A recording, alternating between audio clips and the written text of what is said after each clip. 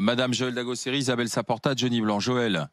Déjà, les chaussures sont magnifiques, je suis obligée de le reconnaître. C'est ce qui m'a frappé en premier. Moi, je l'ai vu passer sur Instagram, donc les chaussures sont magnifiques.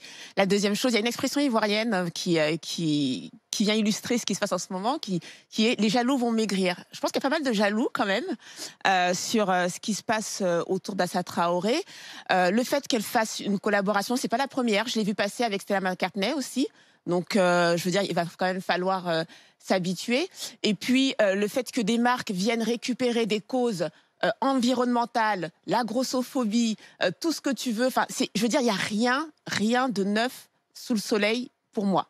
Je comprends pas très bien ce qui ne va pas et ce qui dérange, en fait. Moi, ça me dérange. Ah oui. Ça me dérange quand les footballeurs français mettent un genou à terre pour un match, ça me dérange. Bah, parce qu'on n'est pas... Excuse-moi, on parle du racisme, c'est exactement la même chose. Mais là, je veux dire... Quand tu parles de ségrégation, il n'y a pas plus pour un que pour l'autre. Moi, je pense qu'aujourd'hui, on est en train de déplacer tous les combats d'un pays à l'autre. Et moi, je suis désolé, j'ai pas envie que la police française ait cette image qu'a la police américaine. On vit pas dans le même pays, ça se passe pas du tout pareil. Et moi, tout ça, ça me dérange. C'est tout. Oui, mais je veux dire, quel est le rapport avec le fait qu'elle ait collaboré avec... Mais quel est le rapport? Attends, non, mais je m'en fous de collaborer avec une marque. Il récupère une cause. On va pas être dupe. On n'est pas en train de parler. C'est pas le fait qu'elle fasse une marque, qu'elle serait pas les pas de Panzani, ce serait la même chose. C'est pas le fait d'une marque. C'est juste le fait qu'on récupère une cause et on déplace une cause d'un pays à l'autre. Et ça me dérange parce qu'on vit pas du tout dans les mêmes pays et ici passe pas du tout la même chose. Cette gauche milliardaire ne parle plus aux classes populaires. Et après, qu'elle ne s'étonne pas que les classes populaires votent massivement Rassemblement National.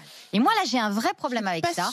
Parce que, non, elle aurait fait, tu vois, effectivement, tu rigolais sur les... Traoré aille voter Rassemblement National. Là, pour le coup, je suis pas certaine. Non, je te dis, les classes populaires voient ça, tu ne les feras pas adhérer à la cause qu'elle défend. Ils diront, c'est la gauche milliardaire qui ne vit pas dans nos quartiers, je ne vois pas qui parle, avec des chaussures à 1000 balles, elle leur parle plus du tout. La seule qui nous parle et qui nous écoute, c'est Marine Le Pen. Et je trouve ça très dangereux. Moi, je crois que c'est très français, ce truc on pense toujours que alors, la gauche doit être pauvre, je ne sais pas d'où ça sort. Je ne dis pas qu'elle doit être pauvre, mais elle doit pas être milliardaire, bien sûr. Ça, sûr. Je crois que c'est très français. Je crois que... Elle doit être cohérente avec son discours, quand même. Non. Oui, la gauche milliardaire, dans la culture anglo-saxonne, par exemple, il n'y a aucun problème à défendre une cause et à être riche avec ça.